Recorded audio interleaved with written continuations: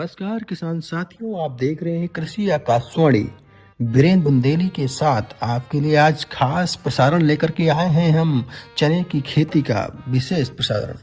आप सभी किसान साथियों को मेरा नमस्कार। आप सुन रहे हैं कृषि आकाशवाणी बुंदेलखंड की धरती से आपके खेतों के लिए। आज का विषय है बुंदेलखंड में चने की खेती, सही तरीका, सही समय और सही देखभाल। तो चलिए जानते हैं कैसे करें चने की फसल की खेती। चना का महत्व क्या है? चना रबी मौसम की प्रमुख दलहनी फसलों में से एक है। इसमें प्रोटीन भरपूर होता है और यही मिट्टी की उर्वरता भी बढ़ाता है। बुंदेलखंड में कम पानी वाले क्षेत्रों के लिए चना एक आदर्श फसल बन चुकी है। वहीं खेती के लिए जो उपयुक्त भूमि की बात करें तो मध्यम से भरी दोमट मिट्टी सबसे उपयुक्त मानी जाती है। खेती का जल निकास अच्छा होना चाहिए। हल्की रेतीली भूमि से बचना चाहिए क्योंकि उसमें खेती चने की अच्छी प्रकार से नहीं हो पाती है।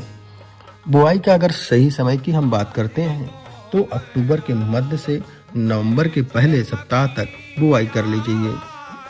देर से बोने पर पैदावार तो घटती ही है, साथ में कीट और रोग भी बहुत तेजी से बढ़ता है।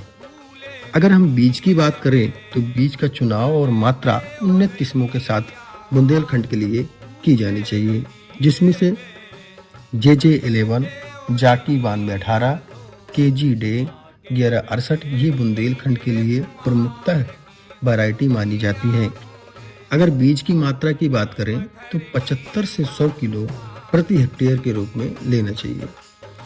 आप इस चीज़ का विशेष किसान साथी मेरे ध्यान रखें कि बुआई से पहले बीज को ट्राइकोडर्मा, कार्बेंडाजिम या थायराम से उपचारित जरूर करें, या फिर राइजोबियम कल्चर का भी उपयोग कर सकते हैं जो एक तरह से बायो फर्टिलाइजर का काम करती है।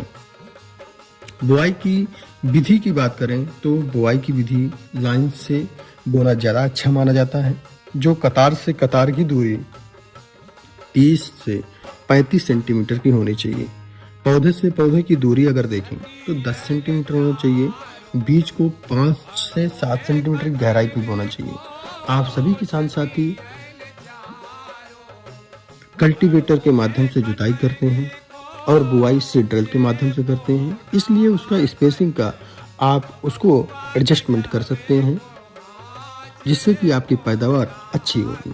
सिंचाई की अगर बात करें तो सामान्यतः चने की फसल बिना सिंचाई के भी हो जाती है। यह इसलिए कि बुंदेलखंड में इसीलिए दलहनी का जोर ज़्यादा माना जाता है और हमारे किसान साथी इस चीज़ को भली भांति जानते हैं कि हमारे बुंदेलखंड में पानी की कमी है, जिसकी वजह से हम लोग चने की खेती बहुतायत मात्रा में करते हैं। हमको इस चीज़ का ध्यान रखना है कि जब भी फूल आने और दाने बनने की स्थिति हो तो उस समय अगर आपके पास पानी की व्यवस्थाएं हैं तो एक सिंचाई जरूर करना चाहिए। अगर उर्वरक की हम बात करें तो बुआई से पहले हम प्रति हेक्टेयर DAP 100 किलो खेत में डालना चाहिए। सुपर फास्फेट भी 150 kg डालना चाहिए। जैविक खाद का प्रयोग जरूर करना चाहिए, जो आप आम आदमी अपने घरों से जो गोबर की खाद, सड़ी खाद होती है, उसको खेतों में डालते हैं। कीट और रोग की अगर बात करते हैं तो इसमें गिरुई, उकठा जिसे बोलते हैं, वो बहुतायत मात्रा में देखने को मिलता है। साथ ही इसमें चने की इल्लियाँ भी दिखती हैं जो ट्राइकोडर्मा कार्ड या नीम के तेल का स्प्रे करने से ख़त्म भी हो सकता है। हम सभी किसान साथियों को सलाह देते हैं कि केमिकल्स का कम उपयोग करके आप अपने जैविकी तरीके से उपचार करें। जैसे नीम के तेल से बहुत सारे ऐसे कीट्स हैं, इसमें डिसीज हैं जो ख़त्म हो सकते हैं। कटाई और उपज की बात करें तो फसल 100 से 120 दिन में तैयार हो जाती है। जब 80% फलियां पक जाएं तब कटाई करें। उपज औसतन 15 से 20 कुंटल प्रति हेक्टेयर तक प्राप्त की जा सकती है। आप सभी किसान साथी इस चीज़ से अवगत हैं कि आप सभी एक अच्छे किसान के साथ साथ एक मेहनत किसान भी हैं और अपनी किसानी को एक व्यापार से जोड़ने का काम करें, जिससे कि आपकी आय 2 गुना 4 गुना और अपने आप खुद अपने जो प्रोडक्शन है उसका दाम भी तय करें। आप उसमें से कुछ मैन्युफैक्चरिंग करें, क्योंकि आज जो वैल्यू एडिशन का ज़माना चल रहा है उसमें आपकी भागीदारी सबसे आगे होनी चाहिए। नमस्कार किसान साथियों।